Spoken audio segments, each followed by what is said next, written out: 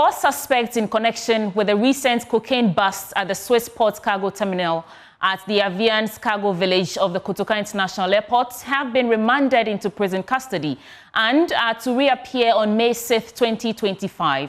The suspects face 4 charges, including attempted export of narcotic drugs without license, conspiracy to commit crime to wit, exportation of narcotic drugs without license, conspiracy to commit crime, and the possession of narcotic drugs, I think I just repeated that, pardon me, without lawful authority, and possession of narcotic drugs without lawful authority.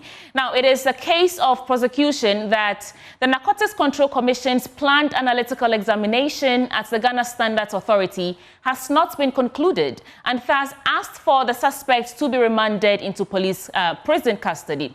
Our legal affairs correspondent, Latif Idrisu, is in court for us and joins me with more details. Latif, what more can you report on the cocaine bust at the Swiss Port Cargo Terminal?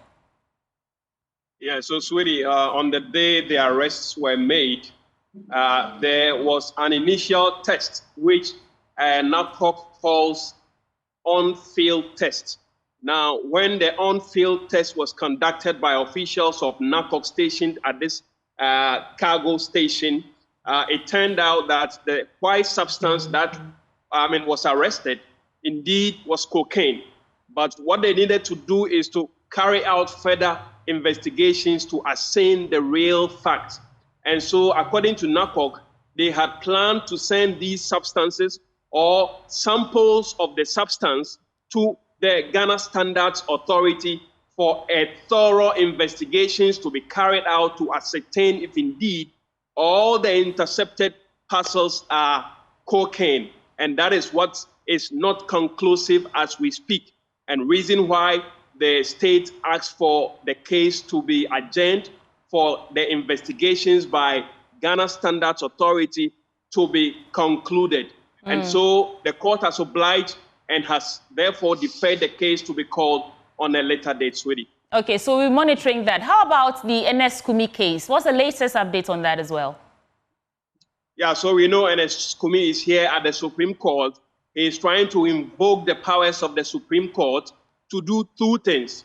If you recall, NS Kumi was injuncted by a Florida High Court not to swear himself in or not to allow himself to be sworn in at Parliament as Member of Parliament for Akwetia. NS Kumi, we all know as of now, defied that court directive or that court ruling. And so when he did that, the court therefore declared that he is a contemnor, which means he is in contempt of court. So now he faced 2 charges. After that, an arrest warrant was issued on his head. He is here at the Supreme Court asking the court to quash those 2 rulings by the Florida High Court. It was expected that today the court was going to deliver the judgment. It was a highly expected court, expectant spectators and also parties to this particular matter. But when the panel convened, they made the case that the court is so packed, and I'm talking about the Supreme Court, is so packed with cases and that they are unable to hear this particular matter, and so has the court. I believe Latif is saying the case has been adjourned to a later date, and of course we'll bring you more details on that. That is Latif Idrisu, our legal affairs correspondent in court for us today.